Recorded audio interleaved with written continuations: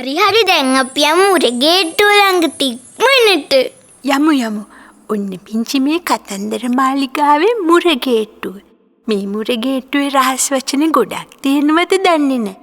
හොඳට ලෑස්ති වෙන්න ඕනේ. මේ රහස් වචන ඔක්කොම කියවුවොත් විතරයි කතන්දර මාලිගාවේ දොරේ යතුරු හම්බ වෙන්නේ. යතුරු ගන්න නම් ඔක්කොම රහස් වචන හොඳට කියවන්න ඕනේ. නෑ බය වෙන්න එපා. මං කොහොම හරි කියවන්නම්කෝ. බය වෙන්න එපා. කවුද මේ? මම පිංචි. මේ මගේ යාළුවෝ. අපි කතන්දර මාලිගාවට යන්නයි ආවේ.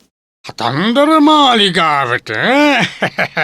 ඒකට යන්න පුළුවන් අකුරු දන්න අයට විතරයි. මේ තරම් පුංචි ළමයින්ට අකුරු බෑනේ. යන්න. ලොකු වෙලා අකුරු ඉගෙනගෙන එන්ට. මං පුංචි නෑ. මං ලොකුයි. මට අකුරු හොඳට පුළුවන්. අකුරු පුළුවන්?